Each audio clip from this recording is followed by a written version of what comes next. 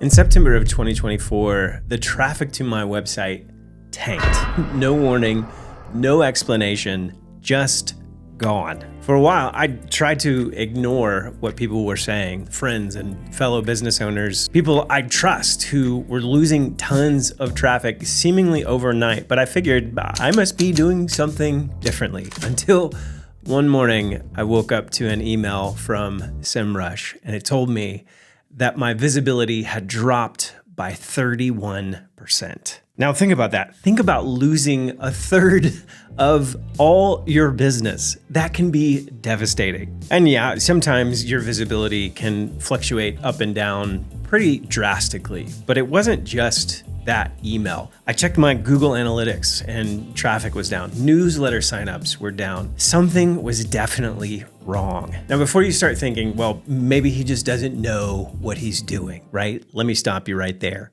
I mean, maybe, but I've also been doing this for a while. I know SEO. I know how to write. My articles are deep. We're talking 4,000 to 12,000 words big. And I optimize those puppies like a maniac. I've got internal links. I've got really good long form keywords. So when my traffic dipped like that, I knew it wasn't because I suddenly forgot how to blog. And when all this happened, I did probably what a lot of other people in my situation have done themselves. I cried to myself for a little bit, but then I started digging hard, trying to figure out what actually happened. Did I get penalized? Did someone steal my content, right? Is there some old blog post that has been up and not working well or got bad backlinks to it, but nothing explained a drop that sharp? But then I stumbled on the answer and what I found shocked me. And honestly, it made me question everything that I thought I knew about SEO. Turns out I wasn't alone. As I was going down this rabbit hole trying to figure out what was going on, I found other stories that were exactly like mine. Take Morgan and Sean of Charleston Crafted as an example. Their traffic dropped by 75% overnight, and this was after Google had flown them out to their headquarters to celebrate some of the best content creators on the internet. And the stories don't stop there. Some of the biggest names in content marketing were posting about how this had happened to them. People were losing 30, 50, even 80% of their traffic overnight. So no, it wasn't just me. It wasn't that my blogs weren't good. It was something bigger. The whole game had changed. And I found that the reality is that you can do everything right and still lose because it's not about quality anymore. It's about control. And Google's the one holding the keys. So what happened? Well, in 2024, Google rolled out a major update to their algorithm. They'd been feeling a lot of pressure from AI platforms like ChatGPT. And so they decided to implement their own AI resources in what they call helpful content, or what other people have called no-click search results. So now when you search for something, you actually have to scroll a pretty far way before you even make it to the first website. So even if you rank first on Google, you're not first by a long shot. So the game isn't just hard now. It's actually rigged. But it gets even worse. When you zoom out, you realize that not only are search engines giving AI results, but there's a lot more people creating content on the internet with the help of AI. So what used to take a lot of effort to create in terms of really good, high quality blog posts, it just doesn't take nearly as much time, which means more people are doing it and you've got much more competition. Not just competition for the content that's out there, but competition for those precious backlinks that can really help your SEO. So realizing all this, I came to the tough conclusion that I needed to shift my focus. But when I did, I started seeing results that SEO hadn't given me in years. I realized that as the rise of AI content was becoming more and more prominent in the blog space, it wasn't necessarily as prominent in the video space. And also, Users are actually looking for a deeper connection. They don't want to just connect with AI answers.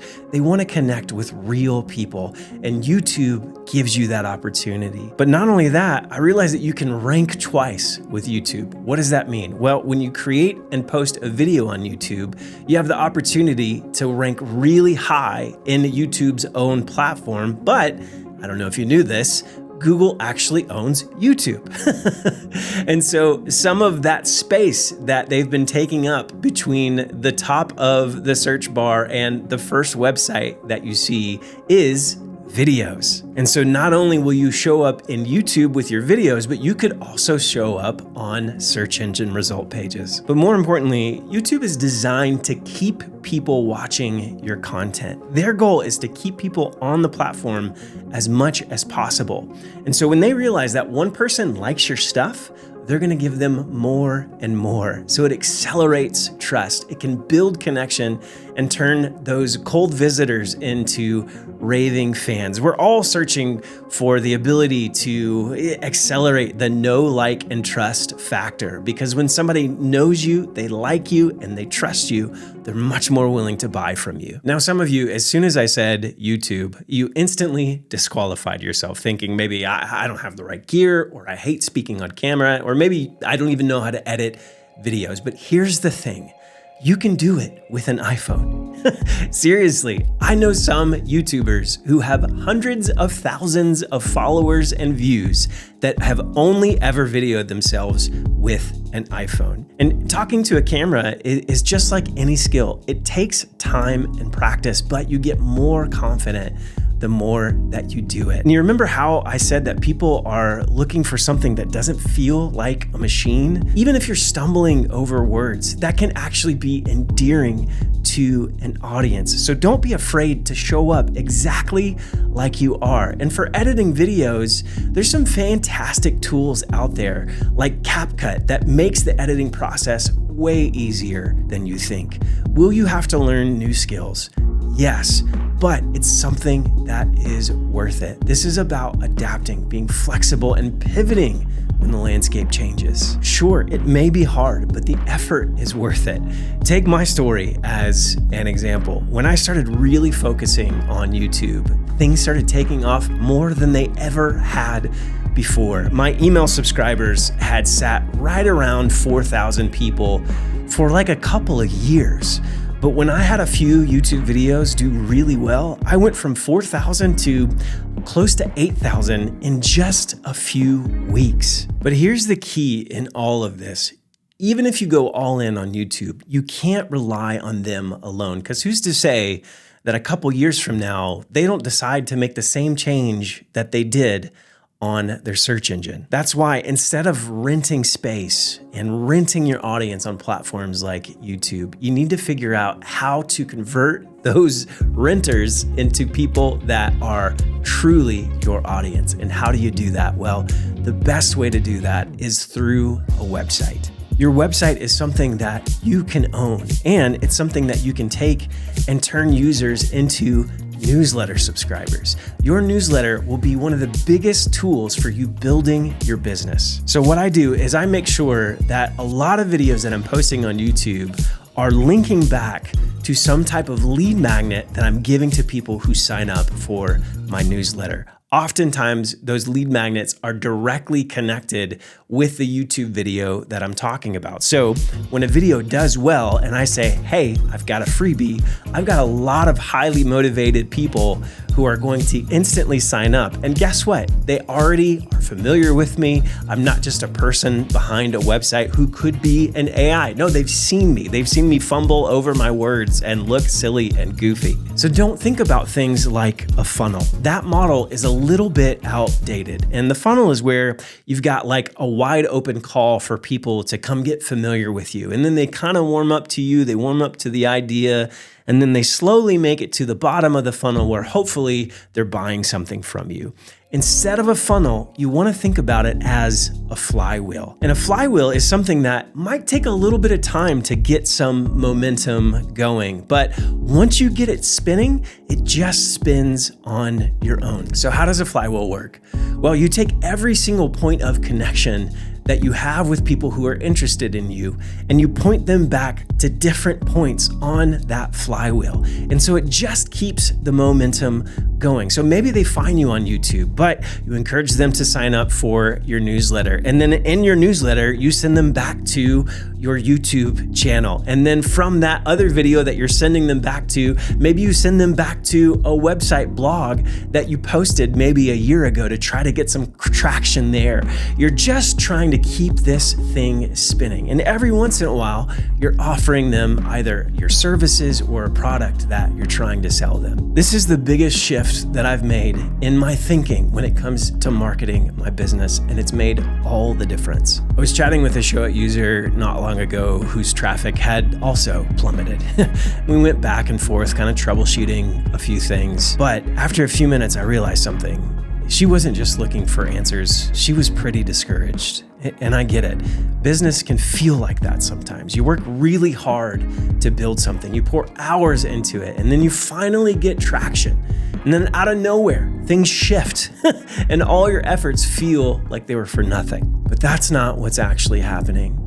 Don't fall for the win-loss dichotomy. That's not life. That's not business. Instead, think about the skills that you've developed over the last season, the creativity, the endurance, the problem solving, the storytelling. And now ask yourself, how can I use all of that to grow in my next season? Because here's what I believe, an unexpected shift might actually be the perfect opportunity for you to grow in ways that you never knew possible. So am I saying that SEO is dead altogether? Not exactly. I still use SEO. I use the transcripts from my YouTube videos, and then I turn them into blog posts using ChatGPT. It saves me time, and it still helps me show up in search. So I'm still using it. It's just not the main way that I'm marketing myself anymore. And look, I know people whose SEO actually got better after the updates. The point isn't to give up on any kind of specific marketing channel.